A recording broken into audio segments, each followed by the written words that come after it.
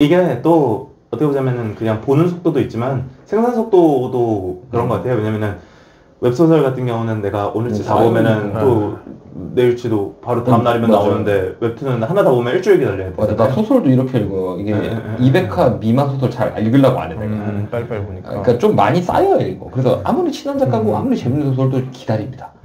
좀 쌓이길 기다려. 쌓였다 읽어요. 이런 성향 때문에 저는 약간 문체도 변한 거라고 생각해요. 이제 장문을 확실히 좀 덜 쓰게 된다든가, 이제 이걸 성격이 급한 사람이 막 한 바닥에 문장이 꽉 차 있으면 또 안 읽을 거 아니에요. 그건 성격 급한 건 상관없죠. 뭐 그러니까 빨리빨리 읽어야 되니까, 그러니까 아무래도 가독성을 높여야 되니까. 읽는 속도가 빨라. 근데 가독성은 사실 뭐라고 그러지? 웹소설이 이 시장에 살아남기 위한 최소한 조건 아닙니까?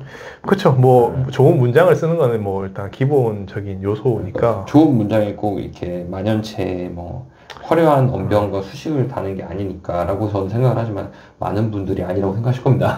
어쨌든 단문이 됐든 장문이 됐든 전 직관적이고 표현력이 좋은 걸 좋아하니까 웹소설 읽을 땐 특히나 더 그렇고. 최근에 이제 뭐 내가 막 읽고 있는 걸 막 얘기해도 됩니까? 너무 홍보인가? JC 작품만 얘기해요. JC 작품이 아니에요. 하셨습니다. 편히 얘기하세요. 아니 근데 막 이제 그러니까 뭐 꼭 이름 말하지 않도록 여러 명의 작가님 거를 보고 있는데 다 재밌어서 제가 읽고 있는 거잖아요. 근데 그분들 문장이 막 그렇게 힘이 들어가 있다 이런 게 느껴본 적이 없어요, 저는.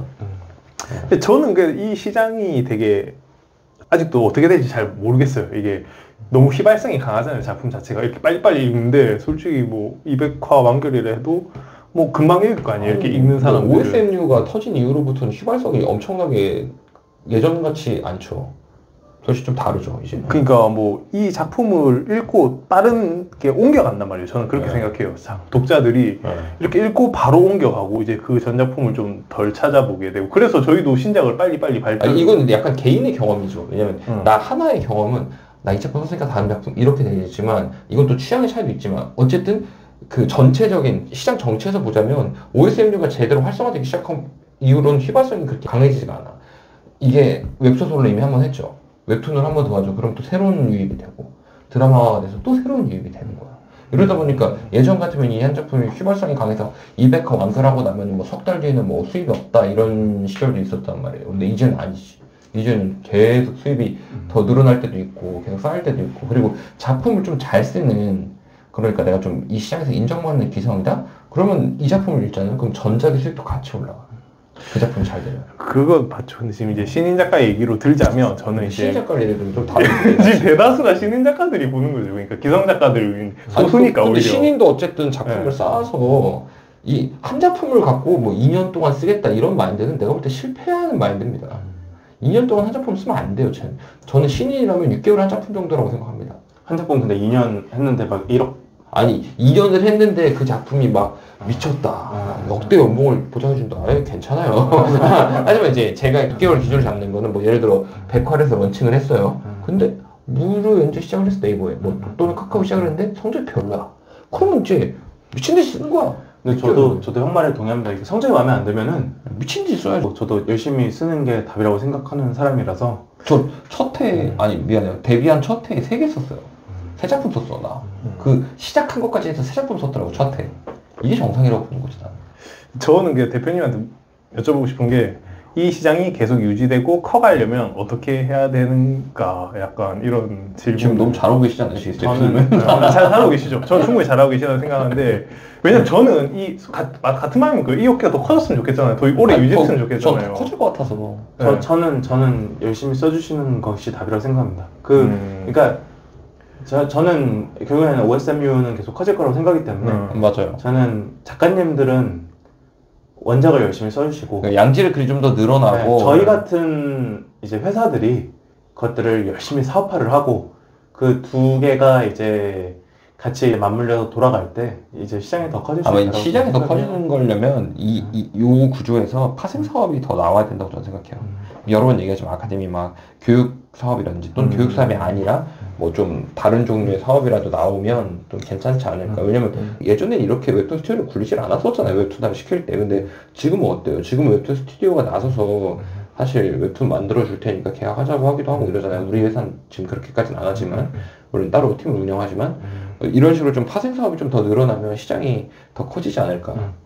제작 깎아먹기 나는 것 같으니까. 저는 이제 웹소설 작가로서 너무 만족스럽고 앞으로 계속 쓰고 싶고 제가 할 수 있는 일이 글을 열심히 쓰는 거라고 생각하고 있지만 한편으로도 영원한 건 없다고 생각을 해요. 그러니까 뭐 출판 시장이 지금 엄청 저조한다든지 만화책방 사업이 이제 거의 사장됐잖아요. 그런 것도 마찬가지로 렌트, 북렌트 웹소설 시장도 뭐 아까 우리 그냥 밥 먹다가 얘기한 것처럼 뭐 AI가 대체할 수도 있고 웹소설이 없어지고 다른 시장으로 대체될 수 있다고 항상 염두는 해두고 있어요. 저는 이런 걱정 안 합니다. 뭐 걱정이라기보다는 저는 네. 근데 결국에는 그 미래에 대한 예측은 사실은 100% 완벽할 수는 없기 그쵸, 때문에 그쵸.